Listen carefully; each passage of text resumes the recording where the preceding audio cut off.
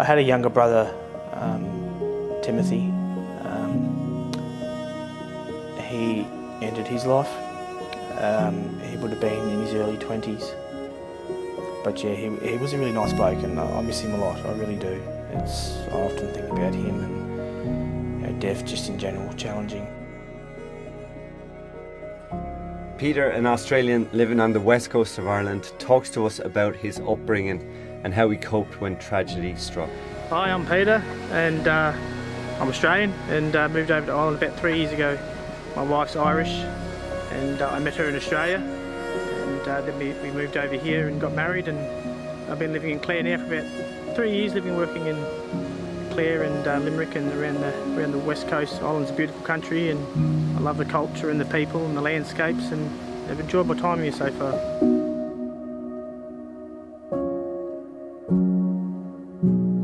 Grew up in the country, out swimming, camping, fishing, or really outdoors life, which we appreciate and like.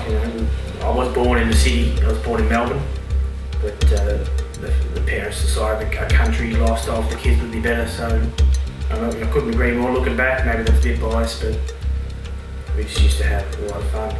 We'd set out in the morning. We would come back till dinner time and get dirty and climb trees and break bones and good times.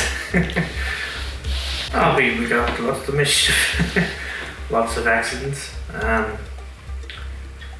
I remember one time, it wasn't me, it was my two older brothers. I wasn't silly enough to do this, but we had watched Mary Poppins and a nice innocent movie. And after that, my two older brothers decided to grab the big umbrella out of the shed and jump off the shed roof. And it didn't turn out well. There were no broken bones or anything, but I guess it just thought I'd give it a go. And after seeing them land, I thought there's no way I'm jumping off the roof. It clearly doesn't work, but that would be one memory. I guess another one would be, we used to make our own bow and arrows, and we had a big poplar tree that we used to drive up the driveway there, and they were nice and flexible and green, and you could get a nice bend for your bow. And when we headed into town, we'd buy proper arrows, not hunting arrows, just sort of shooting at targets and stuff. We had a double tip on it. But then we'd head up to the oval, myself and my older brother, and my older brother laid down sort of like you make a snow angel, but it wasn't snowing, but on the grass in the middle of the oval. So you climb up the hill there and see if you can shoot me. And I climbed up the hill, and about halfway up the hill, and are you ready? He goes, yeah, I'm ready. And I lined him up and shot my arrow, and I watched it come flying down towards him, and it actually landed in between his legs. And he goes, gee, Pete, that was pretty close. And so I come down, he goes, right, now it's your turn, you lie here and I'll go up. I said, don't be silly. I'm not doing that, not after seeing what nearly happened to you. So I went home, he wasn't too impressed, he still reminds me about it. I never got my shot, Pete. We done silly stuff. There definitely is a God. That's the way we grew up, and we were looked after time and time again. We done some pretty silly things in hindsight, but you don't think about those things too much when you're a kid. It's all adventure, and you're out to have fun and explore, and it sort of changes as you get a bit older, I guess. When I was about early 20s, my father passed away. He died of cancer, so he was diagnosed a couple of years before he passed away, so we all knew what was going on, and the outcome wasn't looking too good, but he'd done all the necessary treatments that he could and tried different things and whatnot, but eventually he passed away, so that was pretty trying for the family. And then maybe a week after he had passed away, my younger brother was diagnosed with some problems as well, mental issues and the rest of it, and so that then started that journey, which was difficult because we'd sort of only we hadn't even got over what had happened to Dad, and then sort of on to the next thing, but that's the way it played out. So that was difficult, but Dad was Not having Dad around there was a challenge. It took a lot of adjusting to get used to, for sure. Yeah.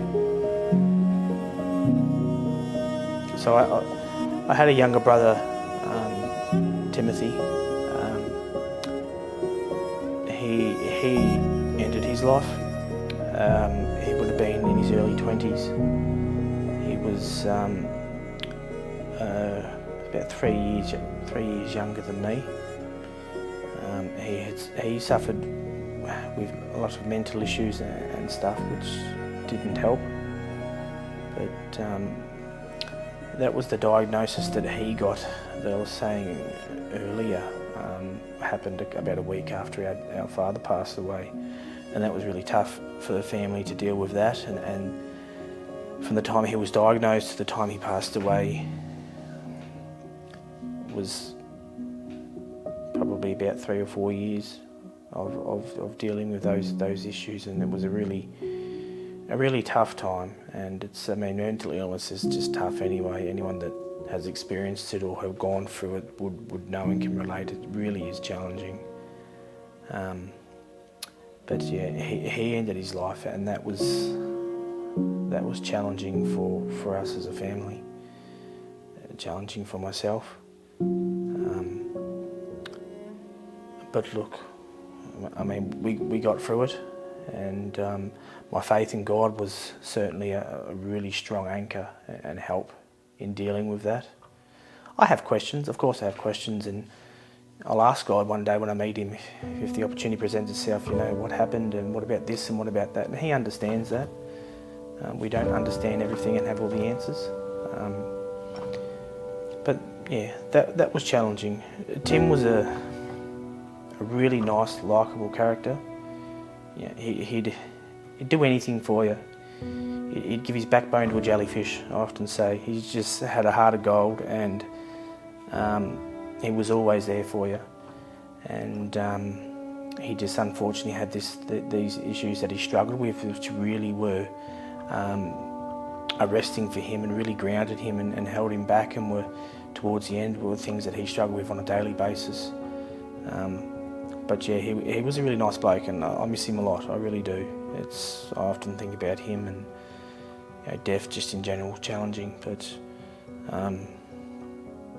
yeah.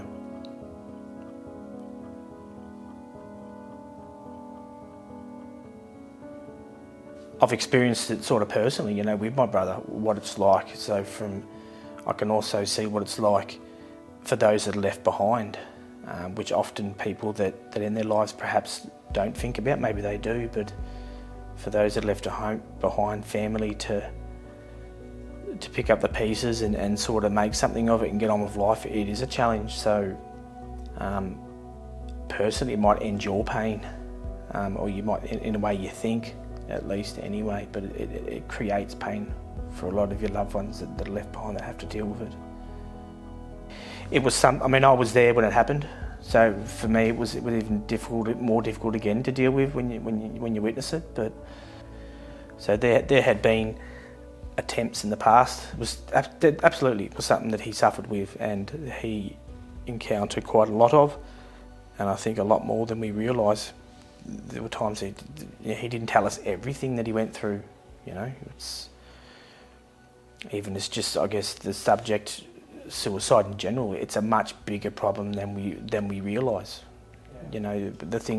The accounts that are recorded or in the news or on the papers, but what happens behind closed doors and in private families that the public never finds out about. It's a huge problem, and I'd even go as far as to say perhaps everyone knows somebody that's either suffered with it or gone all the way and ended their life. It's that prolific, and it's that widespread, and not just in Australia and Ireland, but around the world. And we need to be talking about it. I think a part of the problem is we don't talk enough about suicide. It's a very personal subject. There's a bit of a taboo or a stigma attached with it, perhaps. People don't want to be talking about private things like that. And I can understand that, but it doesn't work to our advantage when we take that approach. We need to talk about it. And for the people that suffer with it, I think it's important that they have someone that they can talk to, someone that will listen and hear what they have to say, and then not necessarily have to have all the answers, but can just be a listening ear and talk through some issues that they might be facing that's causing them to think the way that they are. So the pandemic, everyone's lips, the pandemic, but suicide itself, I would call it a silent pandemic, and it's been a pandemic for decades, but we're not talking about it, and yet the whole world knows about coronavirus. This is something that's taken the lives of many thousands of people every day, and it is a pandemic proportions, and unfortunately it is a silent pandemic, so we need to talk about this. Yeah, to end your life, it won't solve the problems, whatever it is that you're facing. It might end them, but it's not the answer. Ending your life can't solve your problems, but there is someone that's given his life that can help, and that person is Jesus Christ. If you find yourself struggling with thoughts of suicide, I'd strongly urge you to consider calling on God, and by doing that you've really nothing to lose at this point, but potentially everything to gain by doing so. My hope and purpose of this video would be that you'd find help. Ultimately, that you wouldn't carry through with ending your life, and that you would get the help that you need. And there is help available. I can't stress that enough.